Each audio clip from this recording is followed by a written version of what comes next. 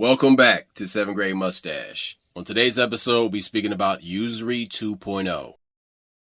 USURY is the practice of making loans that are seen as unfairly enriching the lender. It is the lending of money with an interest charge for its use, especially the lending of money at exorbitant interest rates. USURY is really about the hidden history of renting money. But let's park that for a moment and speak first about USURY in the digital age. Programmable money and digital finance infrastructures are very attractive to the power elite. Ethereum switched from proof of work to proof of stake, and that made it easier to compromise. Peter Thiel bought PayPal with the idea of eventually replacing the US dollar with a digital currency that could have massive control of not only banking systems but many other global infrastructures. Peter Thiel is a massively wealthy venture capitalist that has investments in several different arenas, most notably the military-industrial complex. Sam Altman is known as the CEO of OpenAI and the creator of ChatGPT. He also created a blockchain currency called WorldCoin. But a digital currency that is connected to a social credit score is basically a corporate coupon. The plans on WorldCoin include a world ID that is connected to a cryptocurrency that will eventually become universal basic income. This is meant to disrupt traditional financial systems. Sam Altman has been a proponent of universal basic income since he ran the company called Y Combinator. He co-founded WorldCoin with the end goal of making an AI-powered universal basic income. Universal basic income will create leverage over a population partially or wholly dependent on this economic assistance. This will cement a feudal society where no movement between economic classes is not possible, leading to perpetual digital serfdom. The problem with crypto is the normal person that invests money in crypto is doing so to maintain financial privacy in an attempt to generate wealth. Peter Thiel and Sam Altman are looking to exploit these desires and cloak their control mechanism in altruism. It was Peter Thiel that took Sam Altman to a Bilderberg meeting. Bilderberg, that name says it all. If you don't know by now what that name means, stop right now, go look the shit up, and then come back to this point. Bilderberg Group. I mean, come on, y'all. Like, for real? When I hear shit like that, I think to myself, okay, people are going to hear this and think, well, they're not all bad. You know what, man? I'm done with your ass. I can't fuck with you. If you think that fucking stupid, I can't fuck with you. I know you said so much important shit that I got to key in on some of it. What they're saying is that they're recognizing an emerging financial market that initially that they're Tim, whatever this guy's name is, wanted to, okay, I want to buy PayPal. Peter Thiel, excuse me. I wanted to buy PayPal and create my own digital currency that would outdo the dollar. Everybody wants to outdo the dollar. Then you have people who recognize it's an emerging market and they're buying up, digital currency, trying to see what the next big one to explode is. That's what they want. They want to get generational wealth. But if you deal with what'd you call it, a basic currency? UBI, universal basic income. Universal basic income means that I pay you regardless of what you're doing. You're talking about a welfare system. This is welfare. A welfare state, a welfare planet. This is where, and when I heard Elon say it the first time, we'll have to come with some kind of allowance. I'm like, what the fuck? That's what a parent says. And so what that does is there's no way to move amongst the different levels of prosperity. You can't move up. You can't move down. Like where I am, it's cemented. And this is also my issue whenever they interview one of these movie stars. I think it was Eric Bana, the one who did Incredible Hulk. And they were like, this, that, and the other. And he's like, yeah, well, we need to do this. We need to do that. But that's great for you and your family because you've already made $100 million. So I just always found it hypocritical when these people who've already achieved stuff all of a sudden wants to do this socialism thing where everybody else is stuck where they are. This is what you call affluenza, where you got so much money, you don't have grounded thoughts. So Yeah, you're not normal. for these systems to work, something has to be built already for it to take over. So if you look around the planet Earth and you go back into time and you see that nothing was created from scratch by Marxism or communism. It was always done after something was made. When it was, the concept was cemented in Russia and it was financed by American bankers and Jewish bankers. These revolutionaries were tearing down something that was already made. They weren't creating something brand new. They didn't go to Siberia where there's nobody and create some shit from scratch. No, we want to fuck up this shit that's already here and change it. Okay, cool. Then you have this 100-year basically campaign to get this into the ideas and thought process of American people. But you can't do it to older people. You can't do it to people who pay taxes, to people who own property. You have to do it to people who have nothing, who are poor, and they're young people. But you have to influence them with rich kids who cosplay like they're poor, like they're the proletariat. This is the only way you can get it to work. Understand that it only works when you're invading something that's already built and not building some shit from scratch. Couldn't build anything if you're trying to build it from the ground like that. He was dropping bombs. So how about this? Can I give an example? This is a rapper. I forgot his name. I think they call him Drake. This is a prime example of somebody who's pretending to be broke, who gave a whole narrative about who he was, just to invade something that already exists, hip hop. And he's a caricature of that. But the reason that's important is because he can dictate to you what's hot, because he has a team behind him. And now everybody wants to be like him, and everybody accepts But the problem is that this cat got completely obliterated lyrically and called out. And he said the only thing that he was mad about was being called a pedophile. Well, dude, your behavior dictates the public opinion. How about you be mad because you are a pedophile, not because you're called? Like, look, how about this? If somebody called me gay, see, we grew up when that was a negative moniker, and I'm like, hey, no, I'm not. I would defend myself. So I'm not. Whatever. But he's mad because he got called a pedophile. He's not mad because he is one. But that's not the issue. This goes back to what you described, that you have to have affluenza. You have to have rich people pretending to be poor, and poor people accept it. And that's why Drake was such a big part of the industry.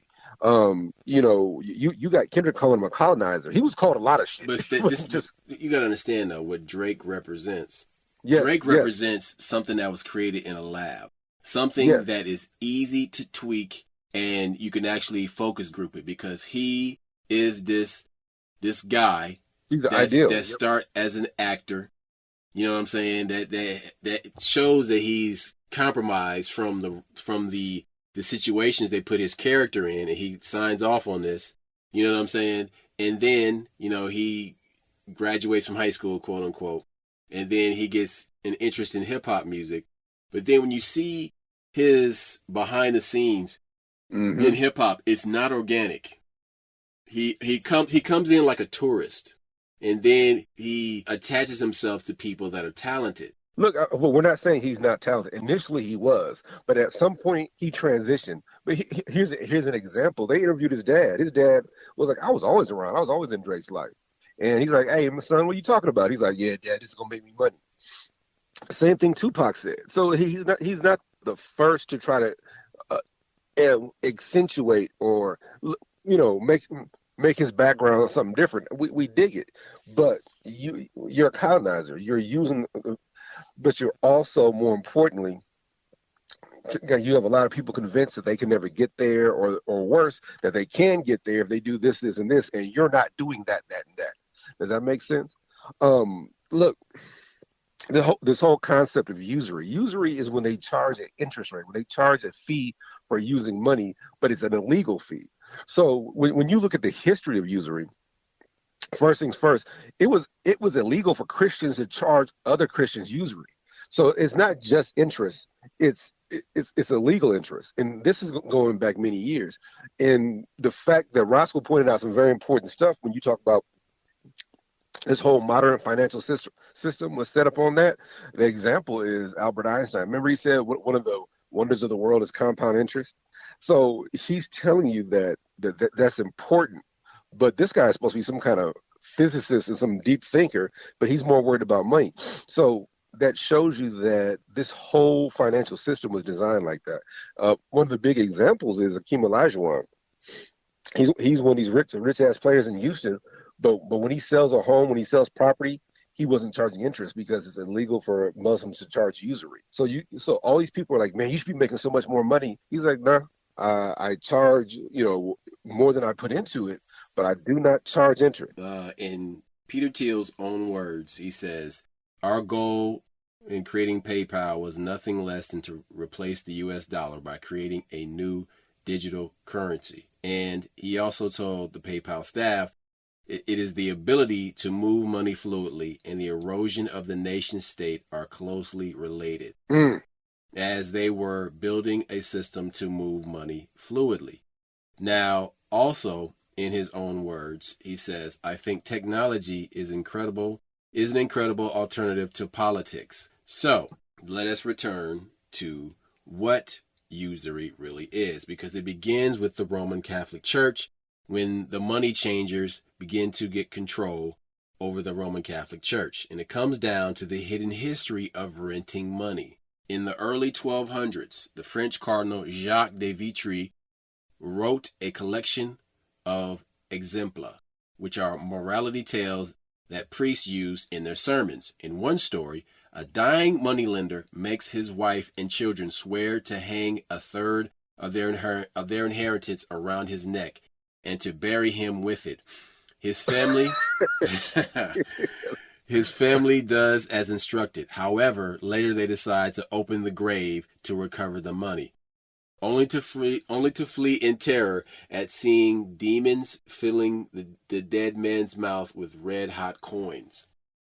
In Dmitry's world, the money-lender deserved to be defiled by demons because he committed the sin of usury, charging interest on a loan. Dmitry didn't care whether the rate was high or low, because the church's position was that extracting a single cent of interest was evil. The roots of this revulsion run deep and across cultures. Vedic law in ancient India condemned usury, and rulers routinely capped interest rates from ancient Mesopotamia to ancient Greece. In politics, Aristotle describes usury as the birth of money from money, and claimed it was unnatural because money was sterile and should not breed. Should not breed. Oh, that's deep. Yes. Judeo-Christian religion cemented the usury taboo. The Old Testament reads, do not charge a fellow Israelite interest. And the book of Luke advises, love your enemies, do good, and lend, hoping for nothing thereby. In the 4th century, Christian councils denounced the practice, and by 800 AD, the Emperor Charlemagne made the prohibition into law. Accounts of merchants and bankers in the Middle Ages frequently include expressions of anguish over their profits. In his Divine Comedy of the 14th century, the Italian poet Dante Alighieri put the usurers in the 7th circle of hell. Hell. In the case of Reginaldo Scorvingi, one Pudan banker singled out by Dante, his son ended up commissioning a chapel painted with frescoes by Giodi to expiate the family sin. Over ensuing centuries, the philosophy and patronage of other Italian Renaissance families, such as the Medicis, were partly inspired by guilt and how they profited from charged interest. Now, I'm going to park it here for a second. And one of the black families, now it isn't African, is the Medicis, black as in bad. So, the stigma against money lending continued well into the 1500s. To understand it, think about your reaction to the idea of banking, making a loan to a business at 5% interest rate. Okay, that's fine. Now compare that to how you'd feel if your mother lent you money on the same terms. What? You're my mother. Why would you charge me 5% interest? I'm going to pay this shit back. Now, in the year 1515, Leo V made usury legal. This was part of a campaign that was started by the Medici Italian banking family. The Kabbalistic doctrines were simultaneously infiltrating the Roman Catholic Church. A Christian Catholic Kabbalah was proposed by Johannes Reuchlin at the time. Much later, an adept of Johannes Reuchlin, Eliphas Levi, created the Baphomet image. This offered the idea of the devil being morally neutral. He was protected by the Catholic Church by Pope Pius IX at the time. Now, if you go back to biblical times, the typical loan was more like a second case. It wasn't an arm's length transaction, but a charitable loan from a wealthy man to a neighbor who experienced misfortune or had nowhere else to turn. Now, back in medieval Europe, the local church or a wealthy family was often the only source of capital, especially outside major commercial centers. Many peasants bought their land by getting mortgages from a monastery. In a world without credit markets and insurance, back then, charging interest felt like extorting a friend or family member. In the book that was published in 2011, Debt, The First 5,000 Years, anthropologist David Graeber argues that before the advent of money and economic life within a community was a web of mutual debt. People did not behave as self-interested individuals, at least not from the perspective of a single transaction, but they would share food, clothes, and luxuries and trust that their peers would repay the favor in return. When you consider these origins of debt and credit as a system of mutual aid between people who trust each other, it's no surprise that so many cultures view charging interest as morally wrong. Hey, I know you got some homeboys from Africa.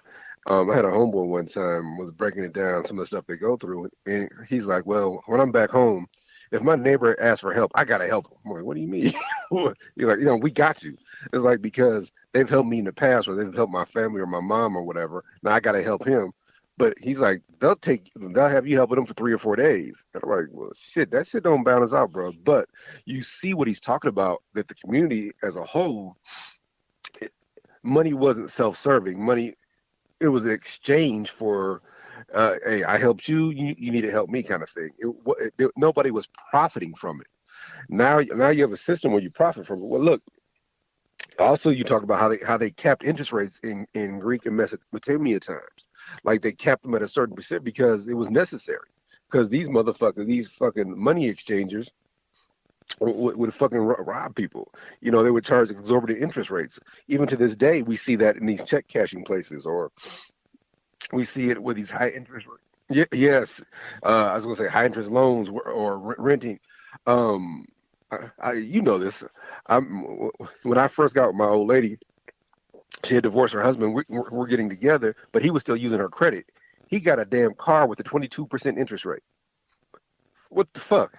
But again, it's because it's a car. He wanted a Mustang. He had bad credit. He at the time, like I said, she wasn't my wife yet. He used his ex-wife's credit. That's that financial irresponsibility that comes from that kind of stuff. When people are more worried about the physical part or about the materialistic stuff, they'll overextend themselves. Another prime example is when the homies was breaking down how they do he said, like, he was in the Navy. He's talking about the military, but he was in the Navy. He said, look, how many of these niggas you see in the military, they got Dodge Chargers, and not the V6. They got the 4-cylinder one. He said it takes 2 or 3 things for that to happen. First things first, he said this nigga making $1,300 a month, and most of his money is going to go to that car. But it takes Navy Federal. He said it takes a couple of irresponsible banks. It takes financial irresponsibility on his part, and literally his whole check, at least $800 of his check is going towards that car, and that doesn't include insurance. But that's what happens when you covet something. Idolatry, idol worship. When you're worshiping something like that, then you don't care about the price. And then next thing you know, you're deep in debt. When you sat there and said that, that oh boy, when they dug his corpse up, he had burning coins in his mouth from the demons. Hey, that's a vivid image. like like he's like, hey, my daddy said give him a third of the money. I'm like, oh shit. And then you go to get it because it's like a loan to yourself. They thought they were burying it in the ground to come back later, and instead, the demons took a heavy toll. Uh, I just think I think that charging interest is so commonplace, and that people look at it as a way to get over that it's just part of life now, not realizing that there were rules put in place to protect us from those things going back thousands of years. Because even back then, they recognized this was a downfall. Something else that me and you talked about on past podcasts. This is me was I have a problem with Elon Musk. If you look at Elon, there's several interviews back in 2000, 2001, where he wanted to start a worldwide bank called X. And so when Elon bought Twitter and named it X, this the first thing I thought was he's going to use this as a bank, as an online bank. And the thing is, he already has what 30, 40 million billion, or how many billion members he already has. And if he transfers that to a banking or a financial system, then you're already an early adopter, whether you want it to be or not. He is tying banking to a social media platform. He didn't have to convince everybody to join Twitter. They were already there. And this is an old raggedy idea that he had in the past that wasn't successful, but now he's forcing it down our throats. And I keep warning people about this X thing. At some point in time, once he figures out how to monetize it, once he figures out how to add accounts to it, he'll be charging you $5 or $6. The next thing you know, like, okay, we'll keep your information here, or you can you have an account here. You can just put your money in. Yeah, when you see other companies buy an older company, sometimes it's just for the reputation, but other times it's for the customers. And then you have built-in customers, and that's what he did. He has built-in customers for a banking system that he's about to try to create. So just be warned. This guy's not some good guy. So economists Jose Schenkman and Edward Glazer have noted that usury laws also acted as a kind of social insurance that reduced inequality. Since charging interest was condemned, poor people could get emergency loans very cheap, and the rich couldn't easily and passively turn their wealth into more wealth. At least that was the idea. In reality, people who often turned to loan sharks or to wealthy Jews who were quite literally demonized for money lending. Debt became essential to fighting wars, which both monarchs and the Pope needed to fund. Some historians and economics contend that the usury taboo was more about performance than reality. They argue that the money class mostly ignored the prohibition, not least because it called for unrealistic levels of charity from the gentry. Merchants and bankers had all sorts of tactics for disguising the interest payments. One trick was for the parties to agree to use an overpriced exchange rate for the purchase of goods in the future. Or lenders made loans that didn't pay interest, exactly, but instead promised a share of profits from the borrower's business. Meanwhile, the Catholic Church played its own part in the sowing of seeds of the change of the attitude. In the 13th century, it developed a concept of purgatory. So let's go back and just pause right there for a second. In the 13th century, the concept of purgatory was created. So there was no purgatory before the 13th century. Ain't that something? Not biblically. It was something designed to take advantage of his people. Right. So a place that has little basis in Scripture, but did offer some reassurance to anyone committing the sin of usury each day. Purgatory was just one of the complicitous winks that Christianity sent the usurer's way. The hope of escaping hell, thanks to purgatory, permitted the usurer to propel the economy and society of the 13th century ahead towards capitalism. So Yeah, you won't go to hell. You go to purgatory. Don't worry. But here you see how these things are created as these systems of control. But this, like I said earlier, when people talk all that nonsense about Marxism, communism, socialism, it only works when you build it on top of something that exists. So all that rah-rah bullshit about, yeah, it's great. And I'm like, no, that's some pie in the sky bullshit, because real people had to build shit. Enslaved people had to build something that other people who had money profited off of for you to come in and tear the shit down. Okay, one of the things that's been on my mind lately is people keep saying that history is written by the victor. And I completely disagree with that shit. History is written by the writer. And what people don't understand is that the writer can write whatever the hell they want into existence. Because I've noticed this, that when you're a successful person, it's kind of like this. You have a boxing match, and you got the boxers who put it all out there. Then you got the writer who wrote what they saw, and they can warp however they want.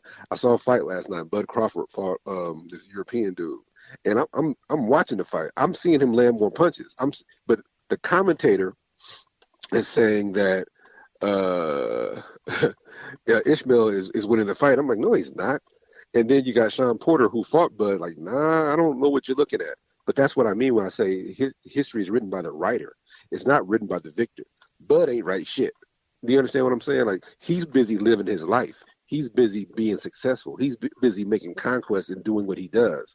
So when we sit here and say that corny ass shit that history is written by the victor, that no, it's not. It's written by people who spend time to manipulate the actual. But did you find it interesting that the guy he was fighting was named Israel? I can't think of his last name. Madrimov. Yeah, Madrimov. Yeah, and not really, because he didn't seem Jewish to me. He seemed like he's just doesn't matter. Symbolism matters. Yeah, well, 100. They wanted somebody named Israel to beat some black folks, 100%. But do you understand what I mean when I say that these writers aren't always the victor, and they can write into existence whatever they want, and then 1,000 years later, when you read it, you really believe that the Roman Empire. But you just told me that it was almost as if they were trying to get a fix in, or get it as close as they could to make it seem that they didn't want to seem like this dude from Omaha was gonna come in and just mop the floor with this guy. Hold it, no, it was a good fight. Bud won more rounds, 100%. He was also. But I'm talking about how there's an opinion that's being steered. Yes, 100.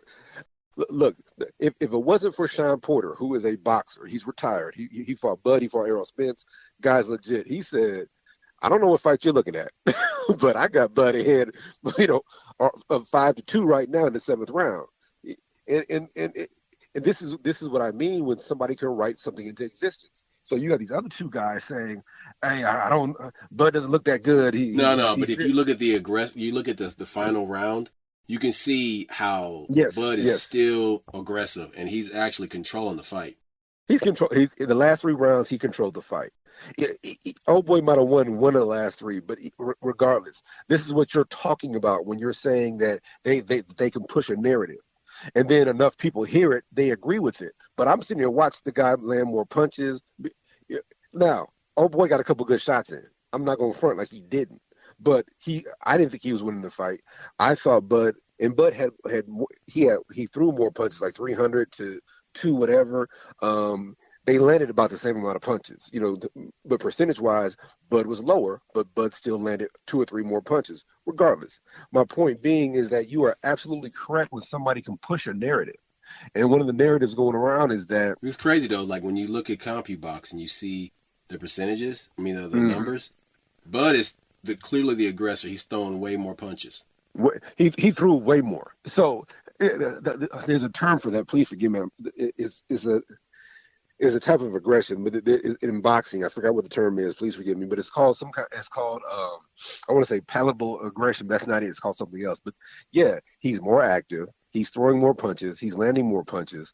That's literally he's scoring. He's outscoring the other person. That's it. So how do you? But this is like I said, this is what's so important.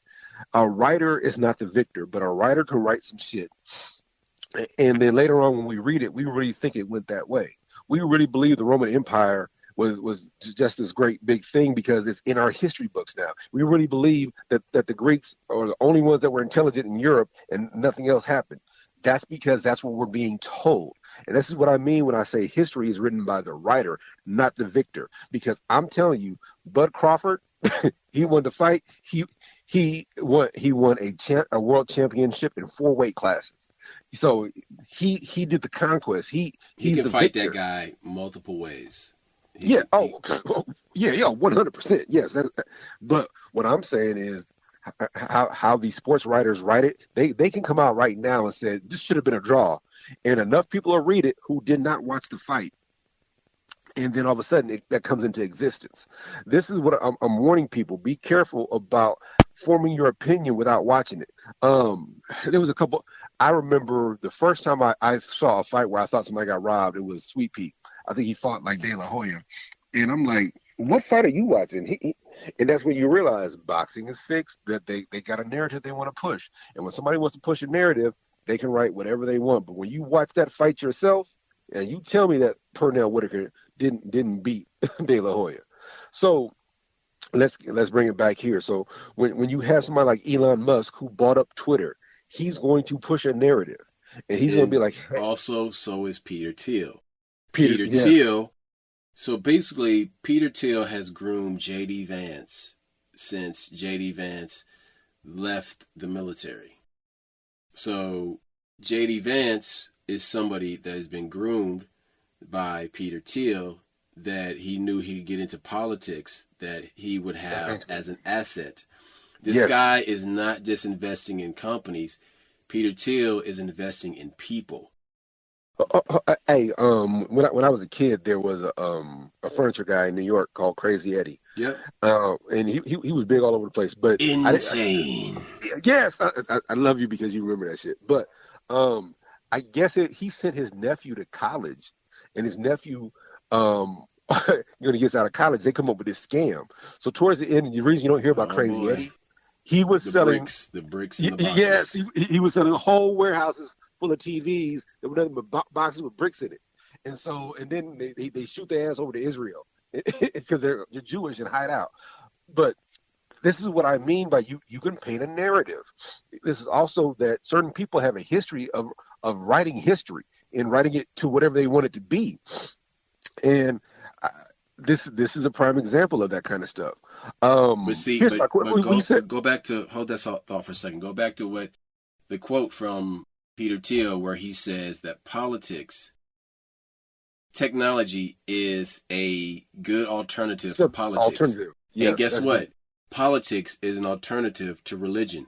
So you have those 3 that are pillars of society. And so but they're all interchangeable. The people in each of those pillars are the same. So when did he buy PayPal? 2000. PayPal went public in 2002, but it was started by a woman. Yeah, and this. So when you hear the term PayPal Mafia, this is where Bezos and Elon got their money. They had invested in PayPal. But Peter Thiel was the one that brought them on. But here's the thing, though. When you consider that the appointment of Vance as the vice president will make the Trump ticket a ticket for Silicon Valley. And when you also consider that Peter Thiel has companies like Palantir, which is used by the military industrial complex, and he has other military industrial complex contractors, will have more of an influence in the second Trump administration than it did in Trump's first term. Well, here's something else that was very... So hold on a second. So everybody who listens to this, who thinks that like Trump is this white knight, literally or figuratively, as a good option, it's not. So this is where everybody gets caught up in this bullshit. You got all these black people now talking about they're going to go vote for Trump. Listen, man, I tell you people all the time, it doesn't matter whether it's who's Kamala whose father was a Marxist economist. And the fact that she's not saying on microphone she's black is because if she claims her father, she's claiming Marxist socialist leanings. So then that's a doo-doo stain. So then she's like, oh, I'm Indian. Okay, but you mix though. So that means you black and Indian. You know what I'm saying? So what I'm telling you is on the other side of that is Trump, who has J.D. Vance on his team, which means he has Peter Thiel on his team. And then they're trying to get Eric Prince involved in the situation. There's talks about Eric Prince, might be controlled and might be used in controlling, parts of the military, right, as a chief of staff. If that guy is made a chief of staff, which, would seem impossible because he's not a general, but this guy is made chief of staff, you've basically brought Blackwater into the White House and you have privatized the entire United States military. Go ahead and have fun with that flashbang I just tossed into the room. So okay, you're getting deep. So first things first, the reason I brought up Crazy Eddie and his nephew is this Vance situation. When you said Peter basically groomed Vance and helped him, so that means he has a fucking asset in the White House. This is a problem when we complain about all these Jewish people in our government and in these private companies. Their loyalty is not to America. Their loyalty is to Israel. That is a problem. Number two, God damn it, I forgot that fast. God, I didn't know. J.D. Vance, Peter Thiel, assets, Crazy Eddie, his nephew. No. They fled to Israel after selling people bricks in the boxes. Yeah. So here's one of the things that the reason you were just talking about privatizing our military and our government is because they don't have to deal with the Freedom of Information Act. If you pay attention, one of the things that our government came up with about is that, so you have the CIA, anything that's been in the records for 50 years, they have to give it up. Freedom of Information Act, I think it's 50 years. I could be wrong. Yeah, but it'll be redacted, but go ahead. Either way, they have to. But if you use a private company to do the work, the Freedom of Information Act does not apply. When you talk about just privatizing the government and all that kind of shit, that's going to give them the ability to keep secrets. The only way you're going to find out is if you are damn on the board of directors. So literally, that privatizing of the military is a way to is a way to skirt the Freedom of Information Act. And when you have the Freedom of Information Act, these senators find some shit out, they'll fuck around and cut your funding. They'll come for your nuts. But when you use a private system, a private company, then hey, they never have to give up these things. And right now, we keep seeing like, hey, is our government looking out for us? You got heavy metals in the food at McDonald's. You got heavy metals in the tampons. So what happens is, all of a sudden, you have all these lawsuits. You ain't got no more lawsuits because ain't nobody admitted to any wrongdoing anymore. Because they're going to say that, hey, Freedom of Information Act doesn't apply to us. We're a private company. What we're doing is important for the military. They always use that bullshit to keep their secrets. And that's what I was warning people about, is that privatizing the government is just going to give them more autonomy. That's all. Right.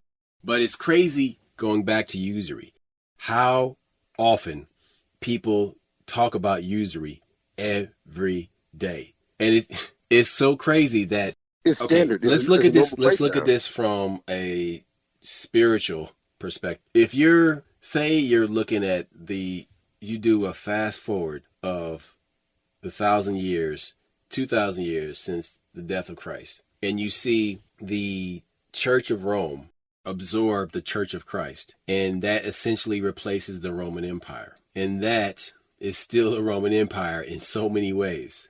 The Roman Empire never went away. They rebranded. Okay, yeah. They absorbed the Church of Christ, and that's how they got their pop. They bought out a small upstart company. You know what I'm saying? And they just blew up. So here, let me finish my point. So then 500 years later, they make usury legal, and from there you have all these black nobility families that are profiting off of this thing that is a sin. So then, at the same time, the Kabbalah infiltrates the Roman Catholic Church. And then you have this Baphomet teaching get mixed in and blended into that. Now, meanwhile, there's fights and arguments amongst all these people in the Roman Catholic Church about this shit. You know what I'm saying? But they get their guy in power and they remove those Yep. people and they push them off into a corner and they just, they gag them. And so this continues and you get so used to it because they just talk about it every day until the dominant voices are the people who are supportive of this type of sin. And so, Look, let me finish my point. So then you have, Western civilization begin to take a hold. You enslave a bunch of people, which is a sin, and you take them to another place that already has people, and you subjugate the people who are already there. You use the stolen people to build up what it is you've taken. The primary wealth of that country. Exactly. Yep. And then you slowly have your guys over in Europe coming over because, we're the fancier, established, distinguished gentlemen, and we're going to teach you about Rosicrucianism, which created Masonry. Masonry comes out of Rosicrucianism. Now, these things keep pushing this Kabbalah and this Baphomet shit behind closed doors because it's a secret. Don't tell nobody. And you got to ask one to be one. And you get all those guys to control your government. Local, federal. Then, eventually, some Irish loudmouth becomes the president. And his daddy, who made a bunch of money selling liquor, has all these relationships that he utilizes to make himself president. He pisses off a lot of people, and this Catholic cat, who's not part of this Baphomet bullshit, gets his ramen splattered all over Dallas. Okay? They thought Kennedy would just fall in line because he was Catholic. Right. And he didn't. So then you have Boule Negroes who want to be advisors to the king. And they attach themselves to the organic revolutionary Negroes who are fighting to get rights for our people. They murder these revolutionary Negroes through Boule Negroes and Muslim Boule Negroes. So we get rid of all them. But they're still coming. We got to slow them down. We got to find a way to slow them down. Heroin. Okay, cool. Crack cocaine. Okay, cool. Now, how do we keep them down? All right, so the ones that are working, we got to give them high interest rate loans. Fuck, they're still building their wealth. It's not working. But you got them talking about it, and you got everybody else around them talking about it, and everybody's talking about interest. Replace interest every time you see interest with usury. A low usury loan. A high usury loan. Usury rates and the Dow Jones. Usury rates and derivatives. You know what I'm saying? So then you have interest rate derivatives, which is a financial instrument with a value that is linked to the movements of an interest rate. They're gambling. They're betting on the interest rate. Yes. Up or down. Yes. Okay, ain't nobody said money's bad. Money's bad. Nobody's saying money's bad. We're talking about usury. First things first, usury, as definition, is illegal interest rates because they had to get involved. People were losing their nuggets. People were charging 50, 60% interest. That's fucked up. And then when you couldn't go to a normal financial institution, you went to a loan shark. You either went to the mafia, which is Italian, or you went to the Jews. And then they charge hey, give me 19 points. Like, what the fuck? Look, the bottom line is this, is that we have to take advantage of these systems. And what Rasa was telling you is, if you allow these new systems to be run over the old system, they're going to take advantage of you. And they're going to make it so that you can't elevate, that you can never prosper, you can never come up. The other problem that I think we had a long time ago, there were so many folks this is something me and you talked about off the air. When we initially talked about the Trump assassination attempt, whatever the hell it was, and that now this is going to polarize people. This is going to get people to go to the polls and vote. People were disinterested in this election. They thought both sides were full of shit. And I think people were disinterested. Now, all of a sudden, they're interested again. Well, I think that was the same thing. back in the 50s and 60s, you had a lot of folks that were just comfortable having a house, having a family, and not getting wrapped up, not competing. Like, you know what? As long as I got enough to buy the car I want. That's another thing. Back in the day, you could buy like a muscle car for $6,000. You know, as long as you had enough money to get the car you want and the house you wanted, you really didn't care. When you read these old articles about J.P. Morgan and the Rockefellers and all them, I remember if you watch these old TV shows, the dad would read the newspaper and like, okay, that guy's doing this, big fucking deal. They didn't admire these rich men as much as we admire them now. Like they respected them because, hey, he went out there and started Carnegie Steel and he, took out the competition. That's why we have antitrust laws now, because these motherfuckers was brutal when it comes to taking out the competition. But the average cat did not admire these motherfuckers the way, I'm gonna give an example. On Hot Boxing, there was two young dudes on there. It was who's Keenan and Kel? Which one's the fat one? Kel Mitchell's the fat one, right? No, Kel's a small guy. So it was Keenan then. So he was on there, and Tyson's interviewing him, and he's like, I don't, and he's talking. Well, his homeboy's like, I know, he's talking shit to Mike. And Mike is explaining, like, hey, money is not going to supply you. It's not going to sustain you. And this guy, I know billionaires, and they told me this, and they're happy. And Kel Mitchell didn't say that, though. No, his homeboy did. That's why you don't bring motherfuckers like that to talk with people like Mike Tyson. What the whole thing is, Mike is eloquent when it comes to certain things. Sometimes he don't come right back, but what he's trying to say is that you ain't never been there. Like, yes, you never, right. That's what I'm saying. That's why you don't bring people like that who ain't got shit.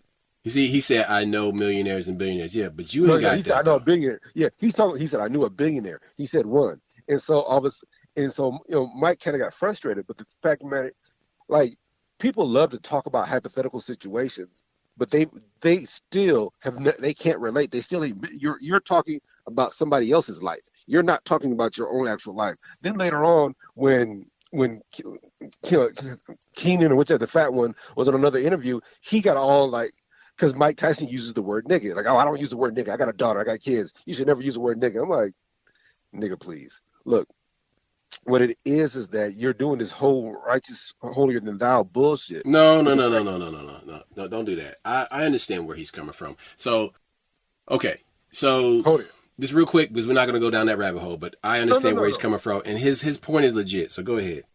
No. Every black person don't use that word, man. No, and it don't make them weak or punk to not use that word. No, I was referring to the fact that you're going to attack Mike Tyson on another podcast. When you were standing there to his face, you could have said it then. That's my issue. If you disagree with somebody, you address it, but don't go on another show and then do a whole interview about it. Now, that word is polarizing. I respect your stance on the word, but I just like, if you have something to say it. But again, people still are afraid of Mike Tyson. Don't ever get it twisted. Don't nobody want to pop off too much, because Mike still can lose his temper. So my only issue was, what you're saying may be valid, but how come you didn't say it to the motherfucker when they were in your face? I don't care for that portion of it. Look, I'm scared of Mike Tyson too. I probably would talk different, so I'm not going to be a hypocrite. But what I'm saying is, if you had something to say, you could have said that. Mike would have respected that. But you said something very profound. You don't bring your friends with you. People bring friends a lot of times because they're uncomfortable, and they're there to make you feel better about yourself, so you can speak up. You're probably the introvert. What we're talking about are these different experiences that people are having, and you got Mike trying to tell you, like, look, I had $300 million when $300 million meant something, and I lost it all. Trust me, that shit doesn't complete you. People will use you. The people you think are your friends are taking advantage of you. And he did. And people always ask, Mike, how come you didn't beat up Don King? Mike Tyson did beat up Don King. Shit. But like I said, people have all these opinions, but they've never been in that position. That's the same thing when it comes to this USURY stuff. A lot of people have opinions about how money works and what happens, but they don't have it. But the reason they don't have it is not by accident. One of my problems with racism is that I've had people criticize black folks, because I'm from Omaha, Nebraska. So Northside Omaha will never do this. Northside Omaha will never do that. And they talk about Northside Omaha very badly. But who what said about co-worker. So of course Hold I'm on, like, hold on, hold on. What's their perspective? they're white, they're older white man saying that North Omaha will never do this and this. And I had to explain to him. I said, well, then how come y'all stopped the building of that BMW plant? You can't sit here and say that black folks don't do this, black folks don't do that. And then when BMW was going to build a plant in Northwest Omaha, Union Pacific and a lot of white folks stopped that plant from being built. If that plant had got that was 220 jobs, careers, not jobs, excuse me, 220 careers that would have changed the trajectory of an area. That's my problem. If you're saying that black folks are this and that and they're lazy, but then whenever we try to advance, you get involved. Hold on, I'd be stop, well. stop, stop. When was this, and what was the proposed location? Had to be around 2001, 2002. Proposed location would have been Florence or maybe Northwest, closer to Northwest High School. Yeah, you can look at. Yeah, you can look. No, look. This is not conjecture.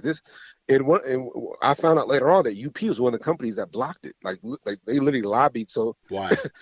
I never found out why, but they were big on it not being built. And the point, me and my wife had this talk just a couple of days ago. She lived in Nashville at one point. She said the building of that Nissan plant in Nashville changed Nashville. Nashville is the hub that it is because they built that Nissan plant where they built the trucks, and I think they built 2 SUVs there. Not important, but that right there is my point. People will criticize black. This is when me and Roscoe try to explain to you what racism is, what prejudice is. Prejudice is black people never amount to anything. Racism is stopping black people from advancing.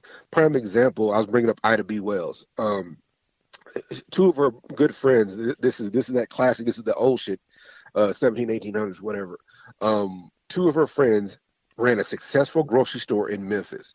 There was a white grocer right next to them, but people fuck with the black people. What did they do? They lynched them. So that's why she had an essay about lynching, because 2 of her good friends were being successful. All the shit that you say niggas don't do, all the shit you say black people don't do, they're doing. And what happens? A white man they have a mob lynch these motherfuckers because they're being too successful. That's the shit that nobody wants to talk about. See, that's what racism is. Racism ain't just talking. I don't like you, but the racism is when you actually interfere. The reason we're bringing that up because that's what usury is. That's when somebody interferes. These people are interfering, and if they come with this consensus fucking allowance, whatever this bullshit, that's going to stop. You won't be able to prosper. You won't ever be able to move above your level. You'll never be able to invent anything, and if you do, that was always my beef when everybody talks about this. Well, we're going to have a Neuralink. So you want to put a chip in your head. So what's going to happen? And again, we've talked about this on past podcasts. I propose this to anybody who can explain it to me. If you have a Neuralink in your head, and while you have that device in your head, you come up with some kind of idea, wouldn't Elon Musk have a percentage of that? Like, say you write a rap song. It goes to number 1. But he's going to say, well, you got a Neuralink in your head. Part of that belongs to me. And I'm like, no, don't I? It was my original idea. It was based on my life. Nah, nigga, you wasn't writing that shit until we put that Neuralink in your head. See, that's what I'm talking about. Be careful what you're asking for. We warned you about technology. He just said technology is a good replacement for politics. So what he's saying is if I create the proper technological situation, I can rule over you without having to be voted in office or without having to have these issues. That's what USURY does. It gives you the ability for me to make money on your hard work. Like, you borrow money from me, but I got to make sure that I get my cut. And how is this any different from any kind of loan sharking or illegal shit? Is because that's why they had to cap the usury. That's why they had to cap the interest rate. Because if they did not do it way back then, where would we be now? Second, it's so funny. No cap. Look, Roscoe, but you said some deep shit when you talked about that literally the Roman Empire became the Catholic Church. It went underground, but it didn't go underground. What it did was it changed its name. By changing it, like, it's one thing when you, like, if your name was the 16-inch Big Dick Raper, like, you ain't gonna get here comes the Big Dick Raper, everybody run. Yeah, but if you change your name to the Ebony Humper, you're like, oh shit, he's the Ebony Humper. No, he still got 16 inches. He's still fucking your whatever hole he got a hold of up. But the fact is, That's what the Catholic Church did. They're still fucking you, and they still got a big dick. But the problem is, it's church. We have 2.7 billion members of our church. Yeah.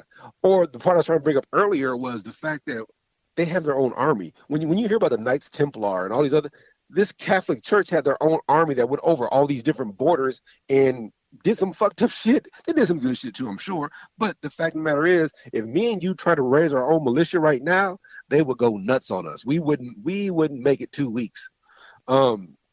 Same thing like I warned these guys. I'll talk on their Moors and all this, that, and other.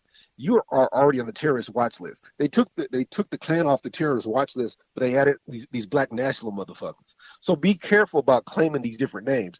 I'm not saying be careful about being black. I respect you, and you want to know your proper history and your proper place in the society. I dig it, but be careful about these motherfucking titles because they've already got a place for you.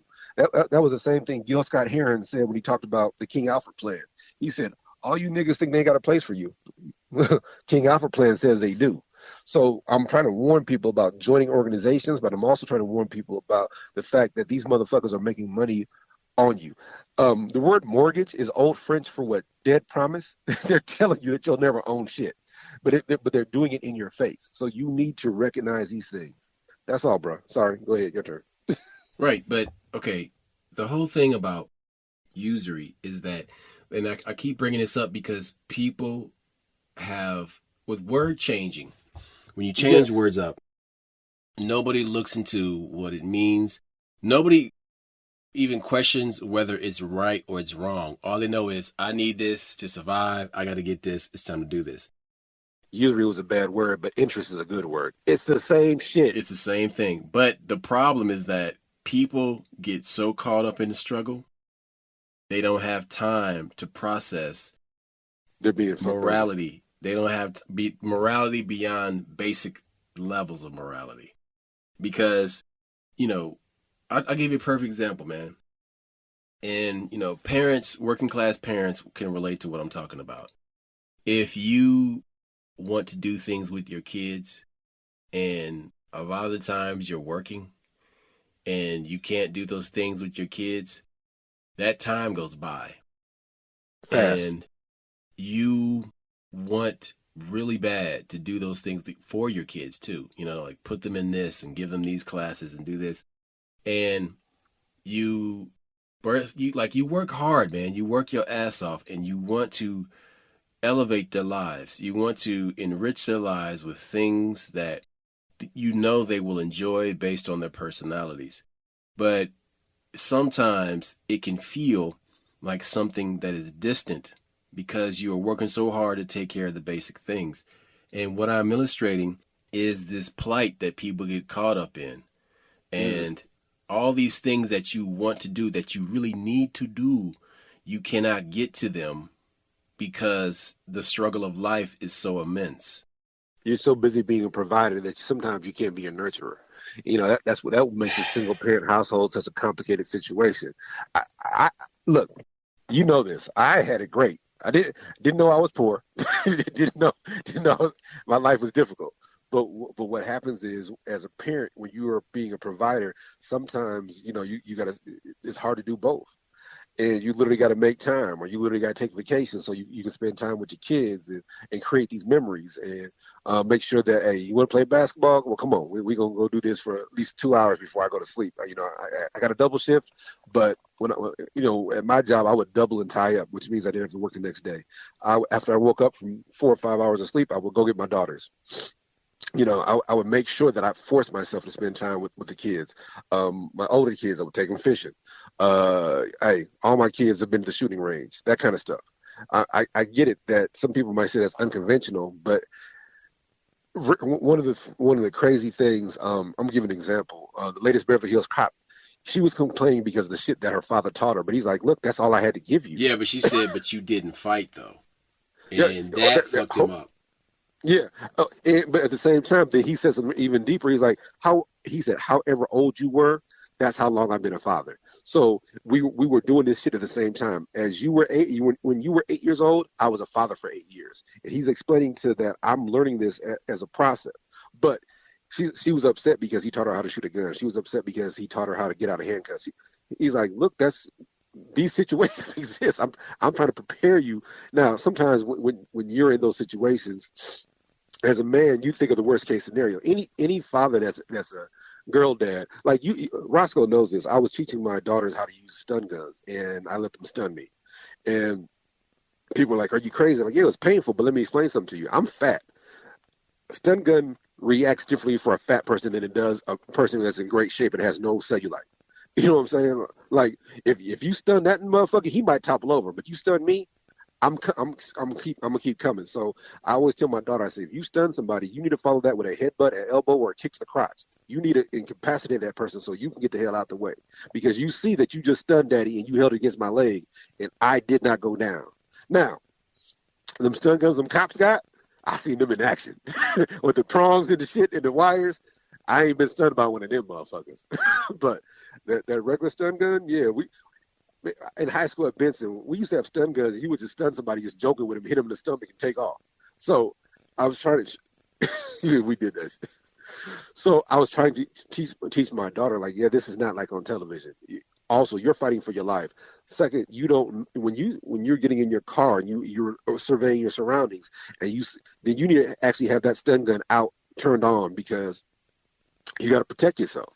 So again, going back to the whole concept of usury, what I'm saying is that sometimes that you're so busy struggling to provide for your children because you have this high interest rate on this car that you can barely afford, but you got to have that car to get to work. You fuck around and don't realize you're being fucked. You fuck around and don't realize that they're putting you in a worse financial situation. And so when that happens is now you can't be a good parent because you're too busy at work. Now your priorities are all off. That's the problem with usury. That's why in the biblical days, usury was illegal. That's also why we don't say usury anymore, because we say interest, because now we're not. Yes, that's very, very prolific what you're saying. You're explaining that just because they changed the word, just because the Roman Empire covered half of but the Roman Catholic Church, that's an organization that helps out people. They feed the needy, and they do exorcisms and shit. But they also own their own country. The Vatican inside of Italy, the Vatican is its own country inside of Italy. How the hell do you do that? You have your own military. You have archives that go back for years. They have miles and miles of archives that probably will explain the whole world to us, but they don't share that with nobody. You need to recognize that the Roman Empire sounds like a bad thing, but the Roman Catholic Church, yeah, man, that just sounds like something that happens every Saturday. You got to be careful. Hell. All right. That's all I got. Cash rules everything around me. Cream get the money. Dollar bill, y'all. Usury. Learn about it. Sinful. Look, that's all I got. We out. Peace. Holla back.